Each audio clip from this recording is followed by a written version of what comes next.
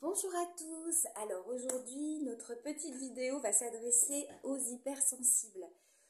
Si jamais vous avez vu passer mes articles, j'ai beaucoup parlé d'hypersensibilité cette semaine et donc en fait si jamais vous ne les avez pas vus et que vous vous sentez hypersensible, cette vidéo est faite pour vous. Sachez que quand vous êtes hypersensible, la plupart du temps on voit ça comme un défaut. Alors que ce n'est pas du tout le cas. C'est une grande qualité, c'est un grand pouvoir, une grande force. C'est juste que souvent, quand on est hypersensible, on n'arrive pas à doser, on n'arrive pas à gérer cette sensibilité et du coup, on se sent dépassé par ces émotions qu'on ressent très intensément. Du coup, ça nous met dans une position où on va s'isoler davantage, où on va vivre un petit peu en reclus, on va se sentir incompris, on va se sentir nous-mêmes, on va être dans l'incompréhension par rapport à nous-mêmes et ça va nous amener à une perte de l'estime de soi et de voir ça comme un handicap alors qu'au final c'est une vraie force.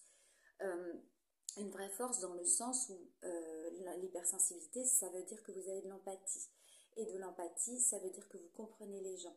Alors oui, ça peut être douloureux de ressentir toutes ces émotions comme des éponges, mais ça s'apprivoise, ça s'apaise. Pour ça, vraiment, je conseille encore une fois une thérapie. Je vous conseille vraiment de vous faire accompagner parce que c'est quelque chose que vous pouvez gérer petit à petit. C'est pas un défaut, vous êtes comme ça, il ne faut pas le refuser, c'est une force, il faut juste changer d'angle de vue par rapport à ce que vous ressentez et parce que vraiment ça peut amener à des vocations qui sont extraordinaires et ça peut vous faire prendre conscience que vous pouvez utiliser cette qualité dans votre quotidien et peut-être dans votre travail. Donc surtout n'hésitez pas à aller voir quelqu'un si vous sentez que vous n'arrivez pas à doser, à gérer ces émotions, que vous avez tendance à vous isoler, que vous avez honte aussi de vous sentir différent par rapport aux autres qui vous entourent.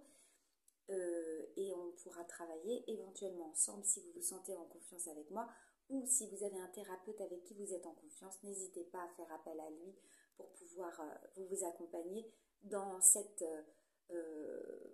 quête de l'amour de vous-même. Voilà. Bon, ben, sur ces bonnes paroles, je vous souhaite une très bonne journée. Je vous souhaite un excellent week-end et je vous dis à la semaine prochaine. Au revoir.